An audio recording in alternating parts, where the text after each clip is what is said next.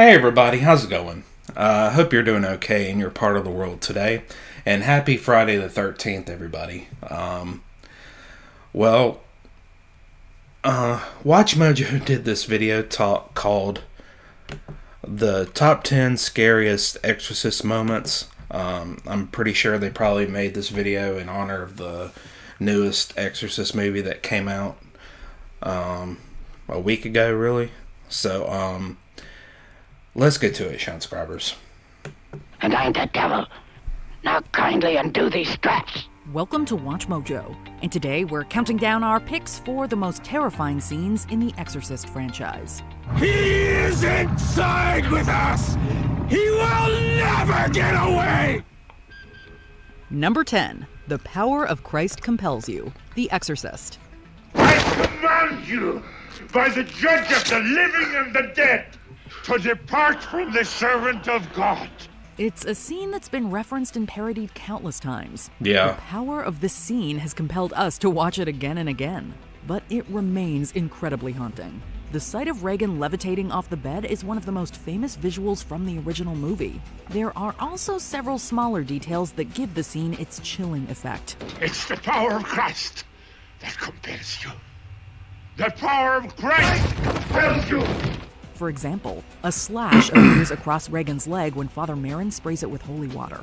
And the actor's breath is visible in the air thanks to director William Friedkin having cooled the set to minus 20 Fahrenheit.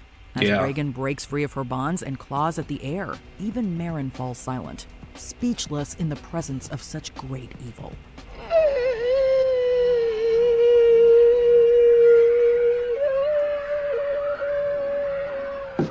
Number 9. The Voice Recordings, The Exorcist.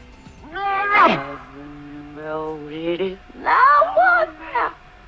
are you? When we think of The Exorcist, we often think first of the exorcism sequences. But the movie is filled with other creepy moments, and this is undoubtedly one of them. In this scene, Karis and a language specialist listen to an audio recording of the demon speaking. It's a language, all right. It's English. What do you mean English? It's English in reverse. Listen. The sound is incredibly unnerving, especially when we learn that it's actually speaking in English, just in reverse. This is yet another great detail that adds a layer of unearthly surrealism to the possession. And just when we're sufficiently creeped out, the world's loudest phone begins to ring, giving us the jump scare of our lives. Number 8. Thrashing About, The Exorcist. While all the medical professionals in the film are at a loss as to what's going on with Regan, Dr. Klein gets an up-close and personal view of her possession, and it ain't too pretty. Dr. Klein is rushed over to the McNeil house to address Regan's latest episode, only to walk in on her violently thrashing about in her bed against her own will. Stop! It's burning! It's burning! Do something, Doctor! Please help her! Mom, please, Mother! Linda Blair's fear is palpable in this scene, as the actor was actually injured due to improperly fixed safety equipment. But Regan's fears become everyone else's when she backhands the doctor and shows off her new vocal chops. All right, let's see what keep away! The soul is mine. From there, Regan makes some pretty horrendous gestures, at which point Chris can only despair at what her daughter has become. Hold her steady. Hold her tight.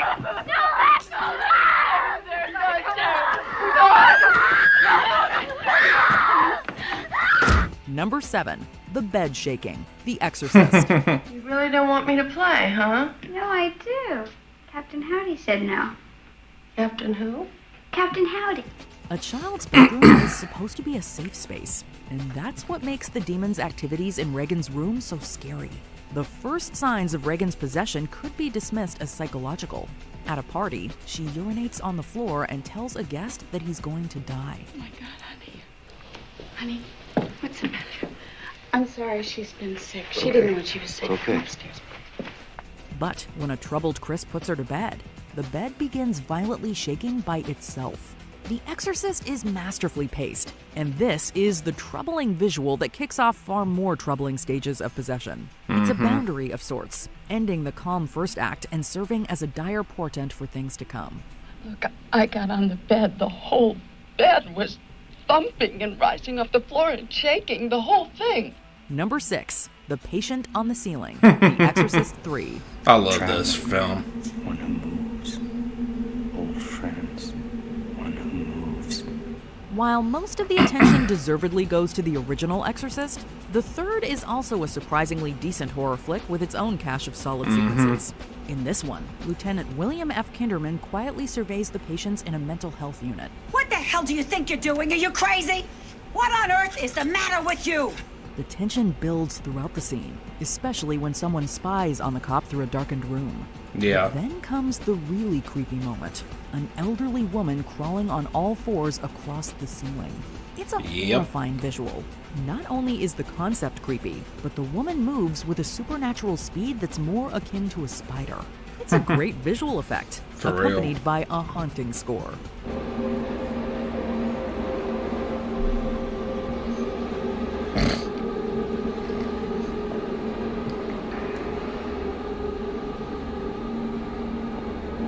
Number 5, Reagan at the hospital, The Exorcist.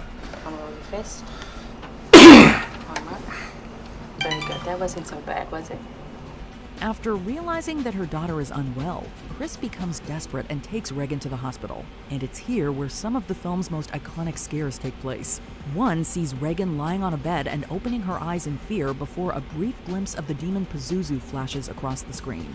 The face comes out of nowhere, and it's enough to chill the blood.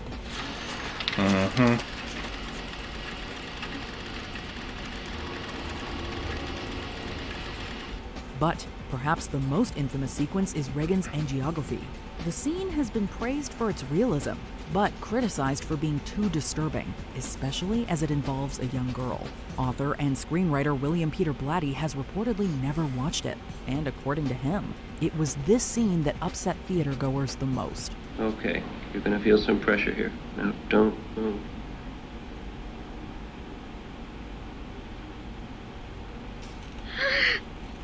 Number 4, Karis's Dream, The Exorcist. I need out. I'm unfit. I think I've lost my faith, Tom. As the movie's title suggests, The Exorcist is first and foremost the story of Father Damien Karis, following his crisis of faith and character development in the face of evil.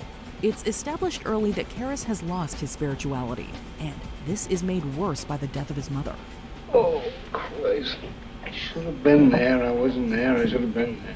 In a surreal dream sequence, Karis dreams about her, emerging from a subway station. She mouths some indistinct words before descending back down. The atmosphere is wickedly foreboding, especially thanks to its sound design. It is an eerily accurate representation of a nightmare. Steal my shoes now? No. I tell fortunes by reading the creases. Shut up and go to sleep. Number 3, The Jump Scare, The Exorcist 3. When William Friedkin left The Exorcist 3 during pre-production, author William Peter Blatty got his own chance to direct, and gave us one of the best jump scares in horror history. In a long take that lulls viewers into a false sense of security, a nurse goes about her business in a hallway. Can't I get any sleep? What the hell do you want? The camera placement, drawn-out pacing, and lack of sound contribute to a sleepy atmosphere. But that's when Blatty hits you with a terrifying noise and the sight of a figure wielding shears behind the nurse.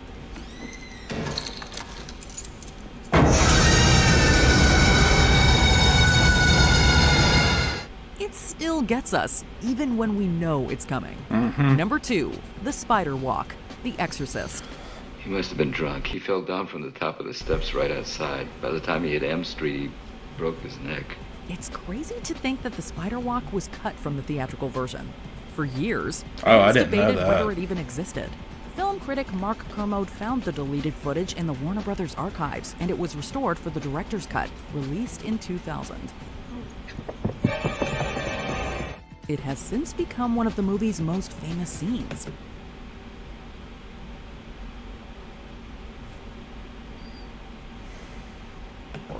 And backwards, no less. As if that visual wasn't scary enough, Reagan then screeched.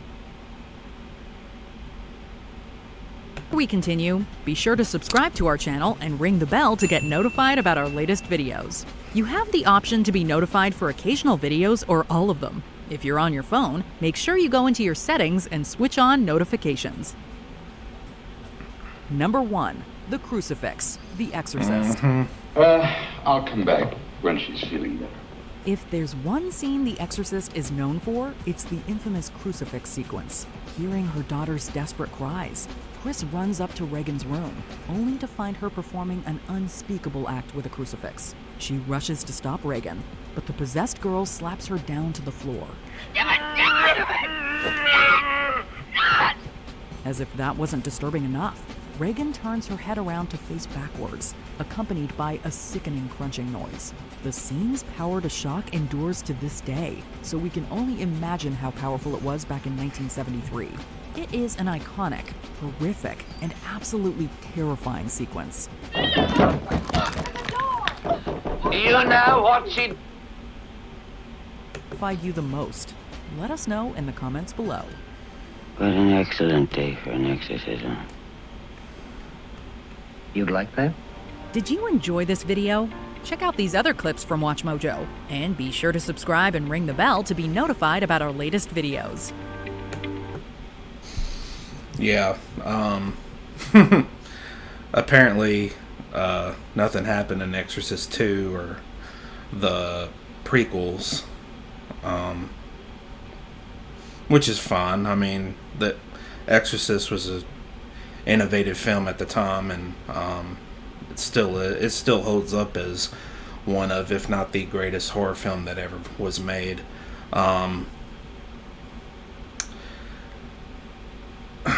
Like this video if you like the Exorcist franchise, and comment below what your favorite Exorcist moment is, shall we? If you don't mind by sharing. Well, guys, thank you guys so much for watching. Thank you so much for loving and supporting this channel, and I encourage you to do so even more. I'm going to close this off here, but do please subscribe at the bottom for more content. Don't forget to like and share this video. Also, hit that bell below to keep up to date with my video releases and posts. Also, comment below on a video you think I should react to next. And as always, guys, take care and God bless everybody.